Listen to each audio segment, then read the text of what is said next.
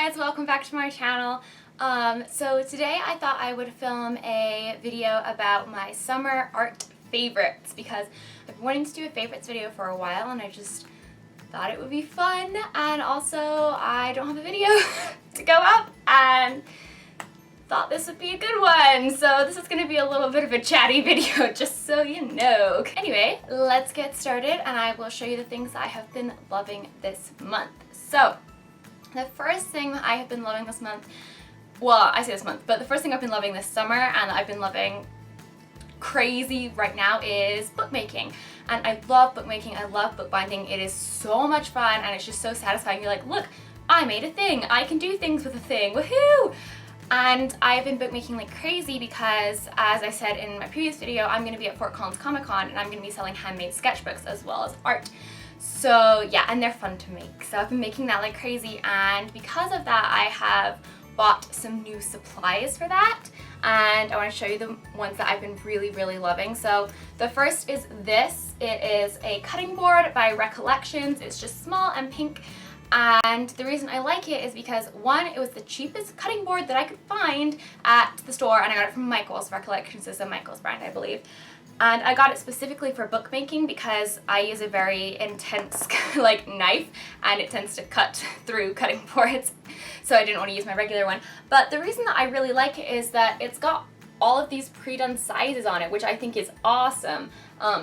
So I just thought like 5x7, 4x3, 8x10. So I actually bought it for bookmaking, but I've been using it a lot because it's just so easy and convenient and it measures things for you, and I like that because I'm lazy and bad at numbers. So that is the first thing. And then the next two things that I've been loving for bookbinding are these two things. And this is a scorer and this is a bone folder. And the scorer is by Lowell Cornell. And it's double-ended, which I really like. There's a thicker end and a thinner end, so you can kind of adjust the score that you make. And I don't remember the brand of the bone folder. I want to say it might have been Fiskars, and it was from Michael's. It was just the cheapest one they had. And if you are going to be making books or doing anything with folding, like these are, you need them. Like I didn't use them for the longest time. I was using the back of a spoon for a bone folder, and I was using like the tip of a metal nail file to score, and it worked, but these work so much better. Like it's just like my life is so much easier. I'm just like, yeah. So if you want to get into bookbinding, this was like $5 and this was like $7, and just go buy them. Just spend the money, it's worth it. One of the last things I have with bookbinding is this, and I made this myself. It's a book press, and I made it using SethKLMusic tutorials. SethKLM is a YouTuber, and she has an amazing channel with a bunch of great bookbinding tutorials. If you want to get into bookbinding, go check out her channel, like right now. Even if you don't want to get into bookbinding, go check out her channel. I love it. It's so great. All of her tutorials are so short and simple and easily and well explained.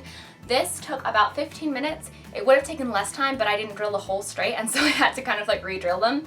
And it's just two boards and some carriage screws, and it works fantastic, and I love it. And I don't know why I didn't make one sooner. So super excited about my book press, and I will post a link to SethKLM's channel down below in the description box as well. The last thing that's related to bookbinding that I have been loving is this sheet of scrapbook paper.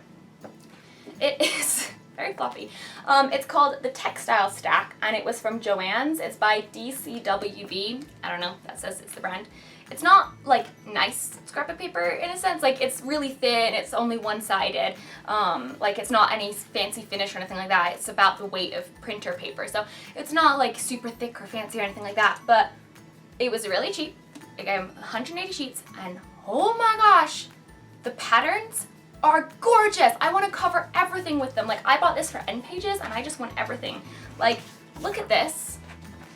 How beautiful is this? This looks like a William Morris print. Like what? Like it says the Textiles collection, so I'm guessing that's what they were inspired by. So they've got some like modern stuff like this, and then they have all these beautiful floral prints like this guy right here, and I love it. There's so many pretty, beautiful flower prints.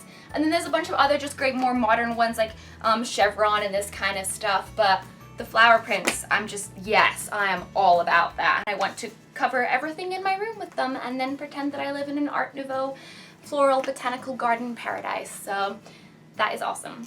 That's it for bookbinding. For art supplies, I have been loving quite a few things this summer because I sort of just spent a lot of money that I shouldn't have, so shh, don't tell anyone. But the first thing that I have been loving, and you will know this if you've been watching my channel, is the SethKLMusic watercolor paper. You guys, I love it so much. It's I can't even. It's up there with B paper for me. B paper is my favorite paper of all time, BT dubs. I think I like this more than the Fabriano. I don't know. I love this paper. It works so well for what I want paper to do, and the finish on it is just beautiful. The colors are so vibrant, and I love it. And that's pretty much it. It's 100% pure cotton. I have the 140-pound rough grain. I got this at Meiningers, and I can't find it in any other stores, so I think I'm gonna have to buy it online, and even online it was a little harder to find, but it's just beautiful. My only complaint is they seal the ends of the paper block with this orange color, which looks super snazzy, but when you peel off the paper, your final picture has orange around the edge, and it can kind of bleed in a little bit, so you might want to trim that off if you care about those kind of things, but I'm a lazy artist and I don't. But that's the only downside to this. I don't know why they did that. Also, for watercolors, I have mentioned this before, my Dan Smith paints. I love them. I do not have a proper set yet. This is a set that I made myself from a makeup palette, and if you want to hear more about the Dan Smith paints, then I have a review of them posted, but they do look like this. These are like mini tubes of them. My camera's so far away, I have to lean forward so much. Anyway, this is what they look like. These are just mini tubes, and they're just the best paints I've ever used. I don't know what else you want me to say. I love them. They're fantastic. They're so pigmented. They're so smooth. They're just... If I could marry paints, I would marry Dan Smith paints. I'd be Alice Smith. Like if I married Matt Smith. Yep. Dan Smith paints. Good paints. For brushes, I have been loving, I mentioned this again in my Dan Smith video, but these guys, they are the Meininger Aquifer brushes, and they're awesome, and they're cheap, and they're synthetic, which is what I like because I'm weird, and I just love them. I think they're great. I have them in a few different sizes. I think I'm missing a couple. I think I put one away in the wrong place, but they're awesome. I really like them. They're really cheap. They're like $3 each, and the handle is nice, polished, not polished, but like lacquered brown wood, and I adore them. I want to buy them in every single size, and I probably will next time I go to Meiningers, which is unfortunately a Colorado only brand. So, sorry. But if you're ever in Denver. Also for brushes, this is the Pentel Aqua Brush, and it is awesome. It is the one that you probably hear all the YouTuber artist people say they use when they use a water brush, and the reason is because it is the bomb diggity. Can we bring that phrase back? That'd be great. It's fantastic. It distributes water so easily, like you don't have to squeeze it really, really hard or even at all. It's actually relatively easy to control the flow of the water. And yeah, it's great. I just want it in my bag all the time, and then I can be like, oh look, a picture, I'll paint it, and look, I have water and brushes already. Oh. These are the Pitt Fine Artist Pens by Faber-Castell. Faber-Castell. They are in brown, dark sepia. Dark sepia is the color, and it came in a set, and I got them because I wanted some waterproof brown pens, and they are waterproof. They don't run with my watercolors. Yay! I mean, they may like smudge a tiny little bit. The ink doesn't smudge, but it can slightly, ever so slightly tinge your watercolors, so they're a little bit, but it's like negligible, like you don't notice it. So these are the best ones I've found so far. They came in a set, and it came with I don't know what I'm doing, with fine, small, well, F, S, B, and M, I'm guessing that stands for fine, small, brush, and medium. And I really wanted to get a brush pen because I've just been seeing so many YouTubers use them, and I was like, I used to not like them, maybe I'll try them. This is a great brush pen. I like it. It's not too flexible. It's more like a marker in its like stiffness, like a felt tip. Like a felt tip eyeliner, that's what it feels like, instead of like a liquid eyeliner. Yeah. and I really like it. I actually feel like I can use it and control it. So the only complaint that I have about this is I feel like F should be smaller than S, because in my head F stands for fine and S stands for small, and fine is smaller than S. No, S is the smallest and F is bigger. And I really just wish they just had numbers like 0.3, 0.05, 0.1, whatever. Like, can you just need numbers, Faber-Castell? Because F, S, and M don't mean anything. But they're awesome pens, I like them. So, another art supply that I've been loving is the Derwent watercolor pencils. I got the 24 set. Got it from Michael's. I used the 40% off coupon so that it was more affordable, and I think it came out to like 30 bucks after that. And I got them because, first of all, they come with a really fantastic range of colors. There is light pink and light purple in these, and that was just like, yes, I love light pink and light purple. And I don't have all of them to show you, but this is what they look like. They just have blue barrels, I don't know if that's the right word, but, and then the color is on the end, and they have the writing and the color name and all that down the side. And these are great. I love them. I saw someone at Comic-Con that was using watercolor pencils to sketch with, and then she used a water brush to just kind of like add shading in and smudge the sketch, and it looked awesome. And I was like, what a great way to sketch. And I love them for that. For sketching, yes. Oh my gosh, so much fun, and I really like the effect they give. They're really pigmented, and they're really smooth, and they're just great to work with. I wouldn't use them for full pictures just because I think they get muddy really, really easily.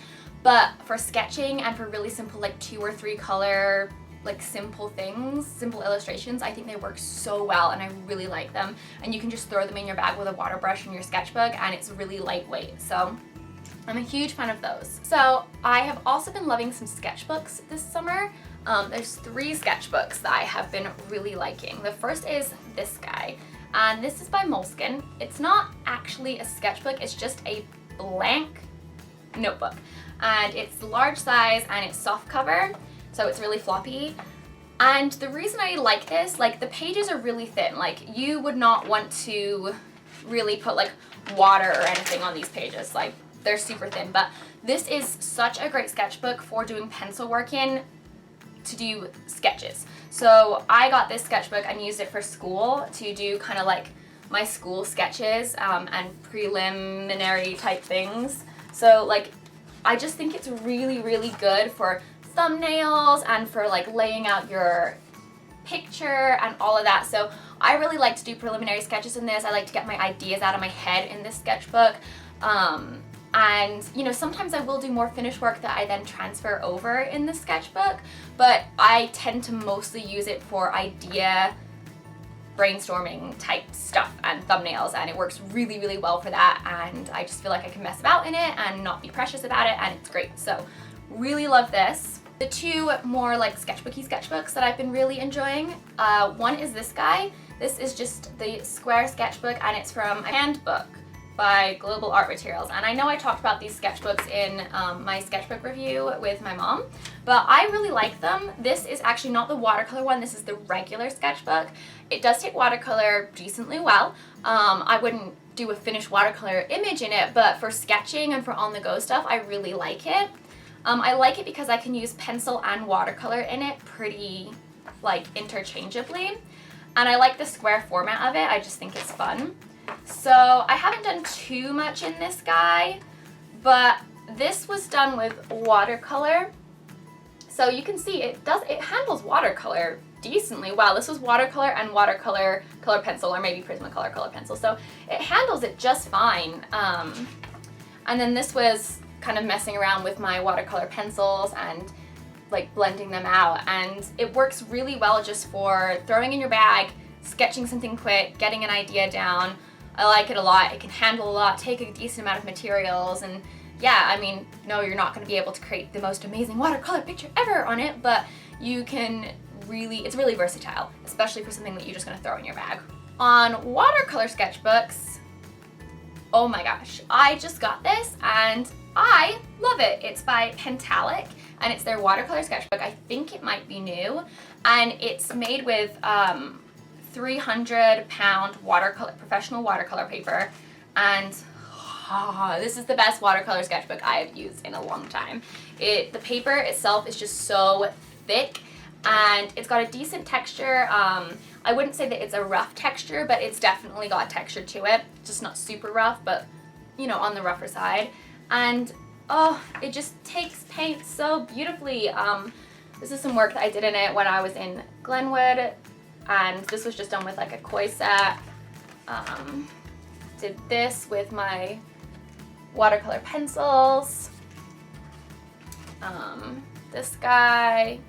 And you can just see it just takes the paint just so well. There's next to no buckling, and you can just, it's professional quality watercolor paper in a sketchbook, and I love it. And my only complaint is that it's landscape size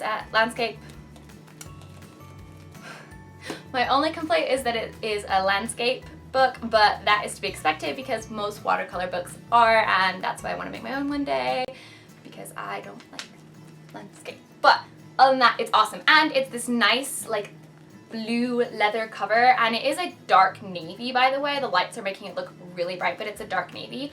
Oh, and it has this. Look, it's a pencil holder or like a brush holder. So that's cool, built in.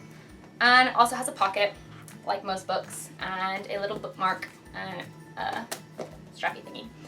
Yeah, I love it. It's awesome. So good. If you're a watercolor sketcher, just go try this book as I hit you in the face with it. So that's pretty much it for art supplies. I do have a couple other things that I want to mention. I will get onto inspirations, but I will start with some books that have been really inspiring me. The first is this book. My mum gave it to me for my birthday. It's called Susan Branch, A Fine Romance, and I haven't finished it yet. I've been slowly working my way through it, but it is just the most beautiful book ever. If you like watercolor, like sketch art journaling, look at the inside of this book. Every single page is like this. Every single page is beautifully handwritten. There's all of these different like watercolor illustrations, just like, and photos, and it's just so beautifully laid out. And she goes to the English countryside, and it's just a beautiful book about tea and the English countryside and watercolor painting, and I just love it. And it's just fantastic, and I love it, and it makes me happy every time I pick it up. So that book is great. The second book is more of an inspiration. So my friend Adam came to visit recently, and he brought me this as a present for me letting him stay on my futon. And he was like, I just saw this and thought of you. And I was like, oh my gosh, so excited, because this is an old school book, and it's called Faeries, and it's illustrated by Brian Froud. And Brian Froud was one of my biggest inspirations growing up. My mom loved him, and I just like hadn't really thought of his work in a while. I saw it and I was just like, yes, you, so cool. And just been flipping through it, and it's just been really, really inspiring me. So I'm excited to kind of, I don't know, take that inspiration somewhere. So this is really new, but I am really liking it. I've also been loving Brandon Sanderson's books. Can we just stop for a second, because I started reading Brandon Sanderson with the Mistborn trilogy like a while ago, and I've literally been reading nothing but Brandon Sanderson since then. I've gone through I think about 8 books, and I just finished The Way of Kings, well, finished because it's going to be a 10-book series and there's only 2 books out right now, and I finished the second book in the Way of Kings series, and can the rest come out right now, because I need to know what is going to happen with Shalyn and everyone. And I just, first of all, there is an artist in that book. Her name is Shalyn. She's freaking awesome, like one of my favorite characters of all time now. And I just, oh, yes, so good. And now I'm reading his Elantris series because it's finished and I can handle it not being finished anymore. But that's also really good. My favorites so far have been the Mistborn trilogy, which made me cry, and the Way of Kings series, which is thus far my favorite thing that I've read from him. But everything he does is fantastic. He's a great fantasy author, and if you like fantasy, please go read Brandon Sanderson if you haven't already. And his work has been really inspiring me because I just want to paint the characters, especially Way of Kings, because Shalyn is an artist and her artwork is through the book. Like, you see her sketches and she sketches everything. Like, she's so prolific. She's like, I'm gonna make this thing, and then she does it, and it's just inspiring me to make more things because I like her. So yeah, that is a good book. There are two more things that I want to mention. The first is a YouTuber that I have been loving recently, and that is Jellybee, who you've probably heard of. She runs an awesome an awesome like printing business called Bespoke, and she was featured in one of Bailey J's videos for that business. And she has her own art channel, and she does weekly vlogs. I think they're going to be bi-weekly now, and she's British, and she's just really cool, and I really like her videos. They're really fun and they're really upbeat, and her vlogs are always interesting to watch. So I've been really liking her videos recently, and listening to her accent reminds me of home, and then I talk British for the rest of the day. And then the last thing that I've been really loving is Instagram, and it's called Combat College Habits, and I will put that down below as well. And it's actually run by my little sister, so you know, I'm just a little proud of her. But when she's a sophomore in college, and when she first came to college, she kind of didn't really know what she was doing in terms of studying, and school was really hard for her, and it was just like a really weird transition between being a high school senior and doing cheer and all this kind of stuff to being a college student and living in an apartment and meeting new people and trying to get study habits like by herself without our parents here. And it was kind of a rough transition, but she's worked really, really hard at figuring out like a good system and combating those things. And so she decided to start this Instagram, which is like an Instagram blog, and she posts pictures and writes tips and all of that kind of stuff to help people that are just coming into college establish good study habits. And it's really, really awesome, and it's really helpful, and I just think people should know about it. So if you are at school and having a hard time studying, even if you're at high school, I would definitely recommend checking out that Instagram and seeing if anything there helps you out. So yeah, those are pretty much my favorites for this month / this season / summer, and that's pretty much it. I will see you in the next video, and as always, have a great rest of your day. Bye guys! So for this drawing, I am drawing Ariel from The Little Mermaid, who I have actually never drawn before, so that was super exciting. I do really like Ariel, and I like The Little Mermaid, and I forget that I like Ariel. Wait, what? Now I have to go do my homework.